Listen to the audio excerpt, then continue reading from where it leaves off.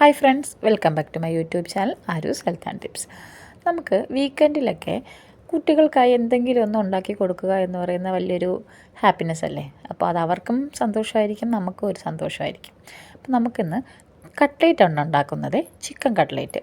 അതായത് ഒരു leg piece വെച്ചിട്ട് എത്ര ചിക്കൻ കട്ട്ലേറ്റ് ഉണ്ടാക്കാമെന്ന് നമുക്ക് നോക്കാം.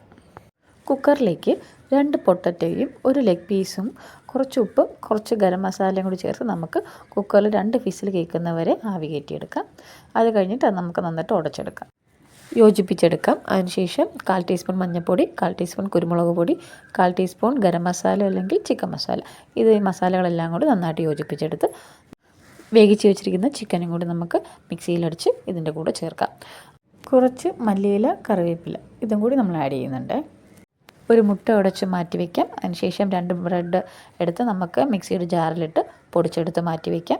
അതിനുശേഷം ഈ മിക്സിയിലേക്ക് ചെറിയ ചീസിൻ്റെ ഒരു ക്യൂബ് എടുത്ത് നമുക്ക് ചെറിയ കഷ്ണങ്ങളാക്കി ഈ മിക്സിയിലേക്ക് യോജിപ്പിച്ചെടുക്കാം. എന്നിട്ട് അത് നന്നായിട്ട് കട്ട്ലേറ്റിൻ്റെ ഷേപ്പിൽ നമുക്ക് എടുത്ത് പരത്തി വയ്ക്കാം. അതിനുശേഷം ഈ കട്ട്ലേറ്റ് നമുക്ക് ആദ്യം മുട്ടയിൽ ഡിപ്പ് ചെയ്യാം. അത് കഴിഞ്ഞിട്ട് ബ്രെഡ് ക്രംസിൽ മുക്കി നമുക്ക് ഫ്രൈ പാനിൽ തിരിച്ചും മറിച്ചും നല്ല ഗോൾഡൻ ബ്രൗണിൽ നമുക്ക് 2 സൈഡും മുരിച്ചെടുക്കാം. ഒരു ചിക്കൻ ലെഗ് പീസിൽ നമ്മൾ 10 കട്ട്ലേറ്റ് ഉണ്ടാക്കിയിട്ടുണ്ട്. അപ്പോൾ എല്ലാവരും ഒന്ന് ട്രൈ ചെയ്ത് നോക്കും. മറ്റൊരു വീഡിയോയുമായി Aaru's health and tips. Thank U.